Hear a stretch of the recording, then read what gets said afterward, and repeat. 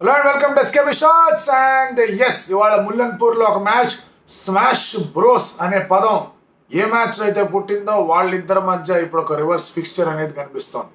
Punjab Kings ఈ ముల్లన్పూర్ అనే స్టేడియంలో లాస్ట్ బాల్ డిఫీట్లు అనేవి చాలానే చూశారు. మరి ఈసారి ఏమైనా లెక్క మారుస్తారా, లెక్క తేరుస్తారా అనేది చూడాలి. Gujarat Titans on the other hand, వాళ్ళు కూడా కొన్ని మ్యాచ్లు ఓడిపోయారు. ఏంటబ్బా ఇది, మా టీం అసలు ఎలా అయిపోతుంది, ముందుకు వెళ్ళగలమా లేదా అనే ఆలోచనలు వాళ్ళకు కూడా ఉన్నాయి. సో వీళ్ళిద్దరి మధ్య పోటీ ఎలా ఉండబోతుందో లెట్స్ గెట్ స్టార్టెడ్.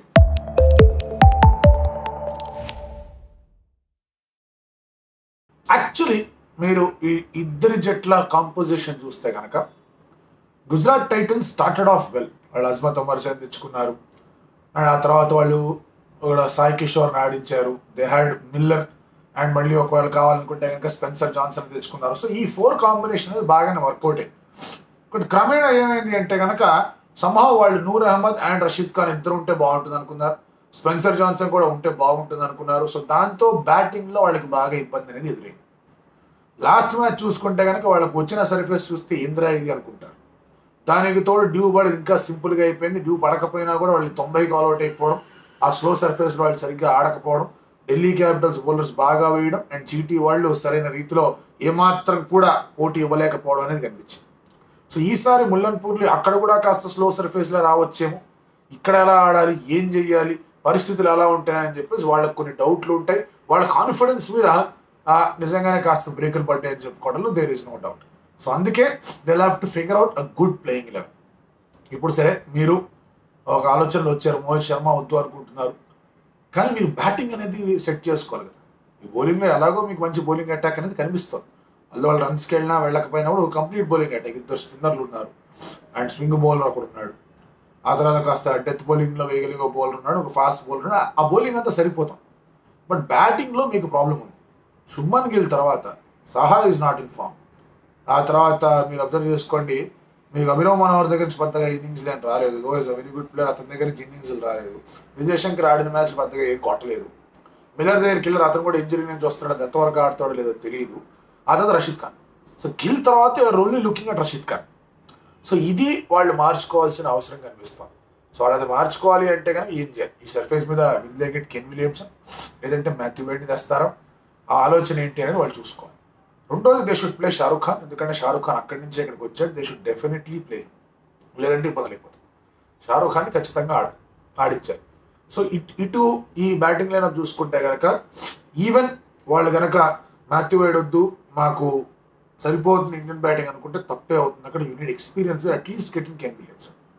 సో ఈ ఆలోచన ప్రకారం మీరు అబ్జర్వ్ చేసుకుంటే టాప్ 4 ఒకేలాగా ఆడుతున్నారు కదా డౌట్లు రావచ్చు. అక్కడ మీరు కావాలంటే బీఆర్ని తీసుకొని రండి, తర్వాత తను కీపింగ్ చేయించుకుంటూ ఉండండి, లేదంటే ప్లే సహాకి చెప్పండి బాబు, just go for it, balls waste చేయకూడదు. So Gill, Sai Sudharsan, Kane Williamson నలుగురు ఒకే టైప్ బ్యాటర్స్ అనే డౌట్ ఉండొచ్చు. But once Gill gets going మిగతా వాళ్ళందరూ కూడా వాళ్ళ పాత్రను వాళ్ళు పోషించుకుంటూ వెళ్ళిపోవచ్చు. సాయి సుదర్శన్ కూడా ఫాస్ట్గా ఆడగలడు. సో ఆ ఆలోచనను వాళ్ళు సెట్ చేసుకోవాలి. లేదంటే మీరు ఒక బౌలర్లో డ్రాప్ చేసుకోండి, అజ్మత్ ఉమర్ జాన్ తెచ్చుకోండి, అక్కడ మీరు స్పెన్సర్ జాన్సన్ డ్రాప్ చేసుకుని ఇప్పుడు అజ్మత్ యాజ్ అ బ్యాటర్ ఎంత కాంట్రిబ్యూట్ చేస్తాడో మీకు డౌట్లేదు కనిపిస్తాయి. సో అందుకే it is better you have Kane Williams అని. మీరు సాయి కిషోర్ని తెచ్చుకోండి, నూర్ అహ్మద్ ప్లస్ నూర్ అహ్మద్ గురించి పెద్దగా యాంటీ జరిగిందే లేదా, తనకు వచ్చే అవకాశాలు అన్నింటిలో బాగా ఆడాడు. కానీ మళ్ళీ మీ 4 ఫార్మర్ రూల్ ఉంది కదా, అది సెట్ చేసుకోవాలి. సో అక్కడ ఆ ఒక ఫ్యాక్టర్ అనేది కనిపిస్తుంది. కాబట్టి మీరు నూర్ అహ్మద్ ప్లేస్లో ఒకవేళ మీరు సాయి కిషోర్ని తెచ్చుకొని మీరు కనుక కేన్ విలియమ్స్ అని తెచ్చుకుంటే వాళ్ళ బ్యాటింగ్ వాడు నలుగురు ఇక్కడ అయ్యారు. అభినవ్ మనోహర్ చదరంగానే షారూఖ్ ఖాన్, రషీద్ ఖాన్, తెవాటే వాళ్ళు నలుగురిని ఆడించుకోవచ్చు. తెవాటే మీకు బౌలింగ్ కూడా చేయట్లేదు. ఐ థింక్ రేపటి మ్యాచ్లో అతను బౌలింగ్ చేయాల్సిన అవసరం కూడా రావచ్చు వాళ్ళకి. తెవాటే తర్వాత మీ దగ్గర మీకు బౌలింగ్ అటాక్లు ఎట్లాగా ఉన్నాయి సెట్ చేసుకోవడానికి. మీకు సాయి కిషోర్ ఉన్నాడు, ఆ తర్వాత మీకు 2 పేసర్లు కూడా వాడుకోవచ్చు, ఇంపాక్ట్ పేరుగా ఇంకొకళ్ళు తీసుకొని రావచ్చు. సో ఇవి okay, this is not a problem. లేదు ఒకవేళ అభినవ్ మనోహర్ చదరంగానే వద్దు మనకి షారూఖ్ ఖాన్ తెచ్చుకుందాం అంటే ఆయన కూడా టీం సెట్ అయిపోతుంది, ఇంపాక్ట్ ప్లేయర్ ఒక బౌలర్ని తెచ్చుకోండి. So this is how they should look at their squad.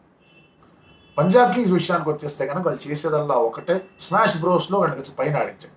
Jitesh శర్మని కాస్త కిందకి తీసుకురండి, పర్వాలేదు, ఏమీ కాదు. జితేష్ ఇప్పటిదాకా వచ్చిన అవకాశాల్లో అతను పూర్తి స్థాయిలో ఏది కూడా సద్వినియోగం చేసుకోలేకపోయాడు. పెద్దగా పరుగులు రాణించలేదు, అతని దగ్గర రాలేదు, అతను రాణించలేదు. ఇక్కడ అశుతోష్ అంత బాగా ఆడుతున్నాడు, శశాంక్ అంత బాగా ఆడుతున్నాడు. వాళ్ళిద్దరిని కొంచెం పైకి పంపిస్తే కనుక కాస్త ఎక్కువ బాల్స్ ఆడే అవకాశం ఉంటుంది. ఈ ఐడియా బ్యాక్ ఫైర్ అవ్వచ్చు అనే డౌట్లు ఉండొచ్చు. But I think Punjab's best batters ఎవరంటే స్మాష్ బ్రోస్, శశాంక్ అండ్ అలాగే ఆశుతోష్. శిఖర్ వస్తాడా అనేది డౌటే. అతని గురించి ప్రీతి జింటానే ట్వీట్ పెట్టింది ఇవన్నీ బేస్లెస్ రూమర్స్ అవి ఇవి నమ్మద్దా అని. సో అతని నిగిల్ ఇంకా ఆన్లో ఉంది అంటే కనుక శామ్ కరణ్ క్యాప్టెన్గా ఉంటాడు. అతను క్యాప్టెన్గా ఉన్నా ఉండకపోయినా అతను ఓపెనింగ్ రావడం ఉత్తమం. సో శిఖర్ ధవన్ వచ్చాడంటే కనుక ధవన్ అండ్ అలాగే శామ్ కరణ్ ఇద్దరు ఓపెన్ చేయొచ్చు.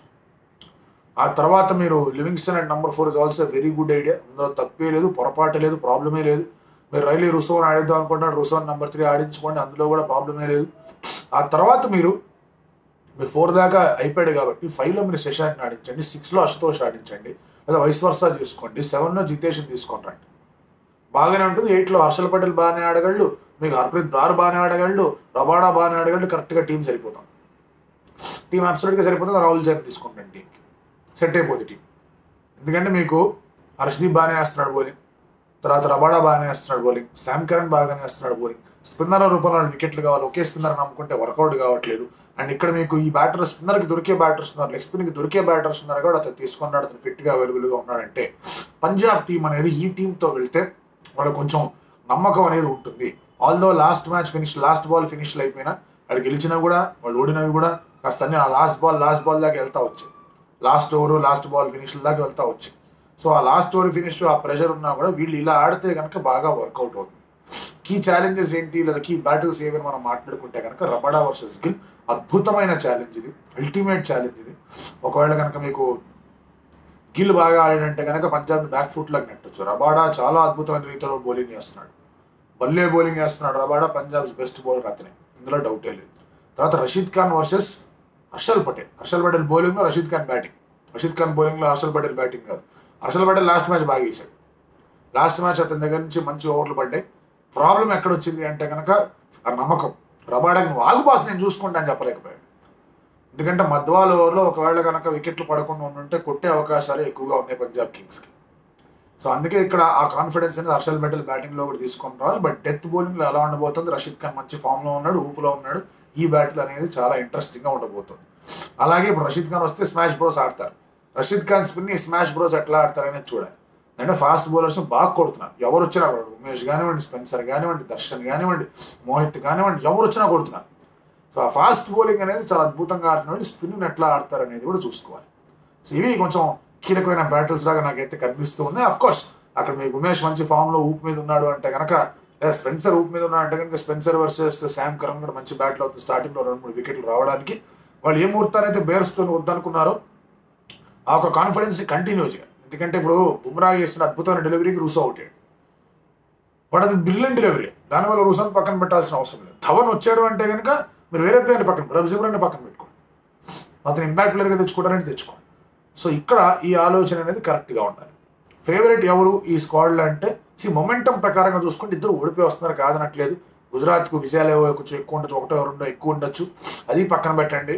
వాడు ఊపు మీద ఉండి గెలుస్తామనే నమ్మకం ప్రతి మ్యాచ్లో ఉన్న Punjab Kings will start us light favourites. మరి గుజరాత్ ఆపుతుందా వాడిని, లేదా పంజాబ్ ఎట్టకేలకు విజయం సాధిస్తారా అనేది will have to wait and watch. మీరేమనుకుంటున్నారు?